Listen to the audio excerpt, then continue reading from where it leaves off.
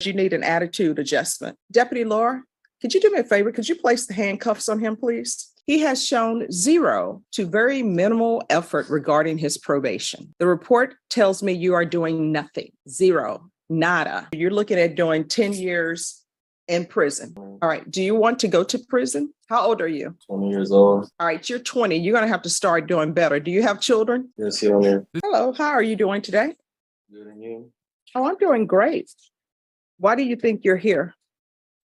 For a compliance hearing for criminal positive. All right. And what else? That should be it. Well, let me just tell you the report I'm receiving on you. This is what the probation officer is saying to me about you. And how old are you? 20. All right, you're 20. Since obtaining the probationer's case, when they say probationer, they're talking about you. He has shown zero to very minimal effort regarding his probation.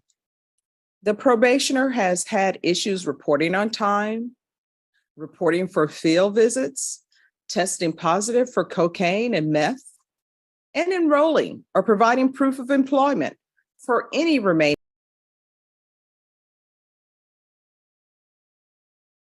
court-ordered programs. The probationer and I have had several discussions regarding his actions and how or what we can do to get back on track, really stressing the small actions, such as simply calling this probation officer within 24 hours after an attempted field visit or taking accountability for his action. The probation appears to continue to struggle to grasp the severity of his circumstances and what he can do to grow and move forward with his life and the lessons he can learn on his probation path.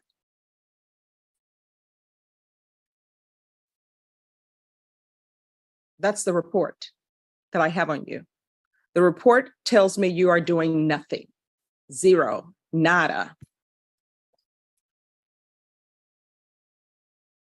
Why are you doing nothing on this probation in this court other than using drugs?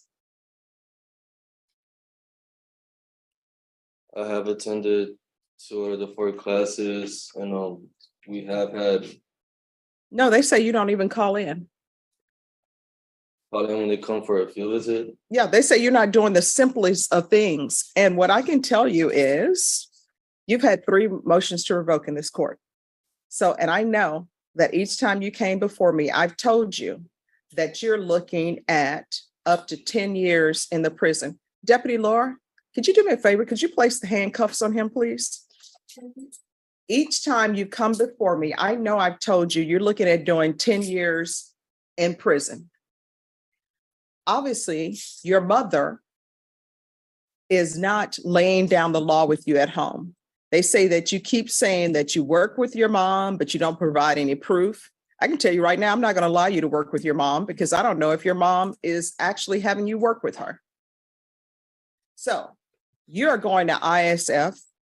And the reason why I'm sending you to ISF is because you need an attitude adjustment. You understand? Now, if you don't want to sign to go to ISF, you don't have to sign for it. What will end up happening is a motion to revoke will be filed. So which would you prefer? ISF, Your Honor. All right.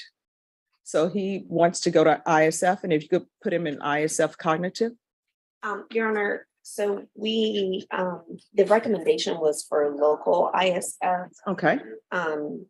He did complete the state ISF. Okay. Are you? Well, if the recommendation is local, we can go with the local. Okay. Has he been drug tested?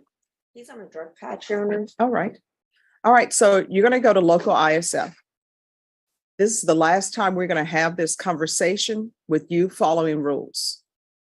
Obviously, your mom is not laying down the law with you. So you're not going to be allowed to work with your mom. You're going to have to get a job with a different employer, because if you get a job with a different employer, that employer, if you don't report, they're not going to pay you. They're not going to call the court and say, oh, yeah, he reported for work if you did not. Do you understand? Yes, Your Honor. All right. Do you want to go to prison? No, Your Honor. All right. If you want to go to prison, I will get an attorney appointed to you and you can go to prison and I'll send you to prison. How old are you? 20 years old. All right, you're 20. You're going to have to start doing better. Do you have children? No. That's a good thing. Probation, this is serious, and I hope I'm getting your attention because we're not going to have a conversation again where you're not doing anything. You understand? Yes, Your Honor. Now, is there anything else you need to be successful on this probation? No, it shouldn't be. All right. Do not come back here again where you are not doing anything. You understand? Yes, Your Honor. I keep an open mind on everything, but we are not going to have any more compliance hearings with you. If I get a report and it appears that everything is in order, a motion to revoke is going to be filed. When a motion to revoke is filed, what ends up happening is a warrant is issued for your arrest, and you will be picked up wherever you may be. You could be at the grocery store in the middle of checking out or have already checked out. You know what's going to happen? Those groceries are going to be put to the side and they're going to take you to jail. If you are at home, they're going to pick you up and take you to jail. If you're in the middle of watching a movie and you're at the part where they're about to solve everything, guess what? If they pick you up during that time, you're going to miss what happens. Do you understand? Yes, Your Honor. In this court, probation is serious. In this court, communication is key. And probation officers know that I like for them to communicate with people. And that's why they put in here that they've had several discussions with you regarding your actions. Do you understand? Yes, Your The judge is sending the kid to an intermediate sanction facility, ISF, a short-term detention program in Texas for parole and probation violations. It's like structured detention with counseling, housing, and programs, often seen as a second chance before prison. But the kid doesn't seem to take it seriously and acts like probation rules don't matter, likely because he's always been bailed out before. The speaker argues this is why some young offenders keep repeating mistakes. They don't learn real consequences. ISF is meant as a wake-up call, but it only works if the person is willing to change. If he continues this attitude, he could end up facing a much longer prison sentence next time. Are you Seline Briard? Yes, ma'am. How do you pronounce your last name? Briard. Briard? Oh, I was doing great. All right. So how many children do you have? All right, excuse me.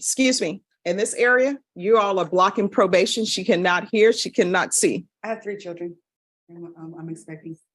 All right. How old are your 3 other children? They're 2, 3, and 5 months. And where are they? They're with their grandmother. So how long have they been with their grandmother? A couple of months, Judge. Why? I just had some things going on. I thought it was best for my mother-in-law has custody of my kids right now. Why does she have custody? Because I had I'm sorry, you're gonna have to speak up. I had a CPS case going on because of my son had got out of the apartment when everybody was sleeping early in the morning, and so Is this the 5-month-old? no, ma'am. They're 2, 3-year-old. Okay. So you have a CPS case. Yes, ma'am. It's currently about to be closed. Oh, it's about to be closed? Yes, ma'am. So that means if it's about to be closed, that means, and your attorney does CPS work, right? So tell her what that means, counselor. Judge, what happened was it turned out to be a safety plan, an investigation in which I met the safety placement and she verified everything.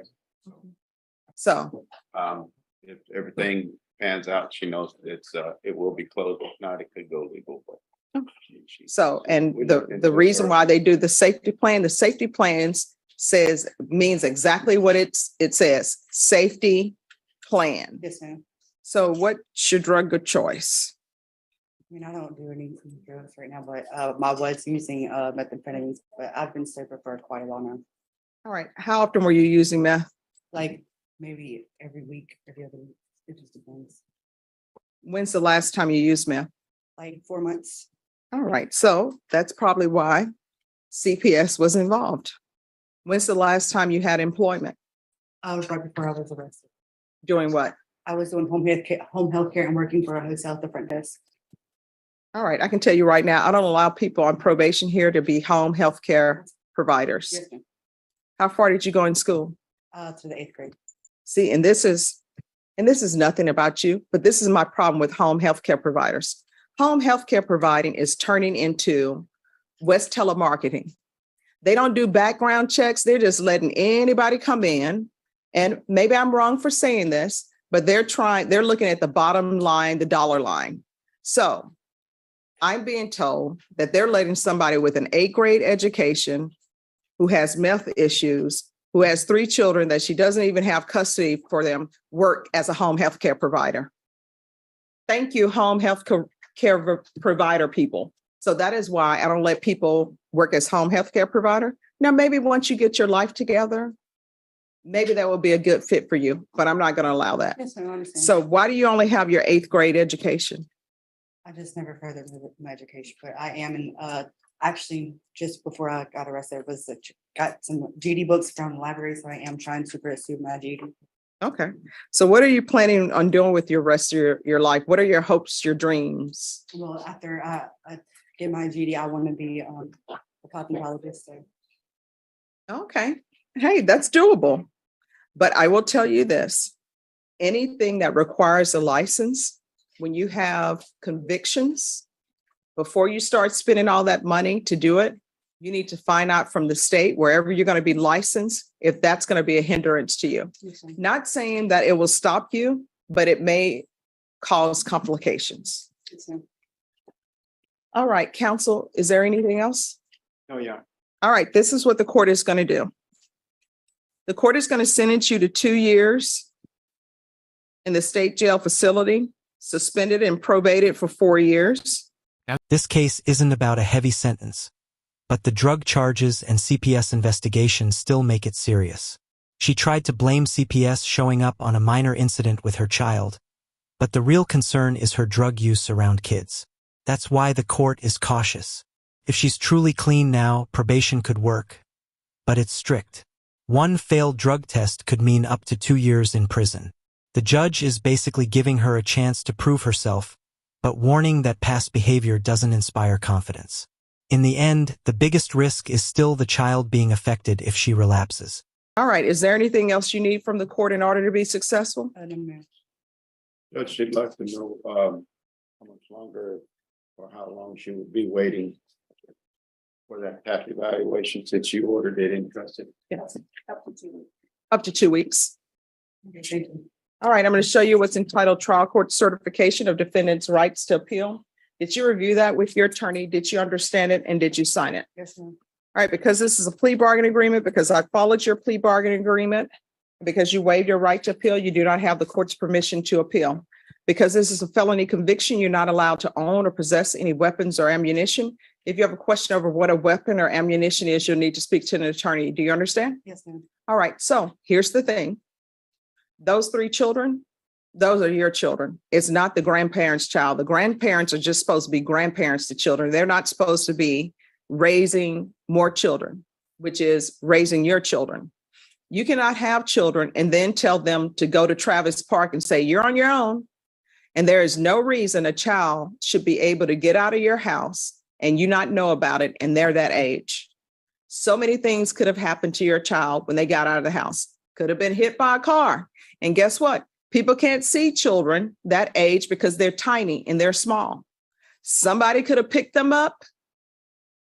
And guess what? There's a reason we have indecency with a child cases in this court. Anything could have happened to your child.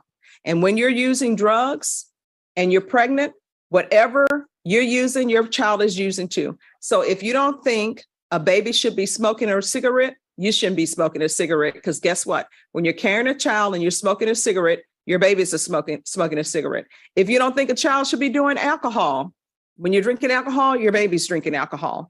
You're going to have to start making better choices. You understand? Yes, ma'am. Her demeanor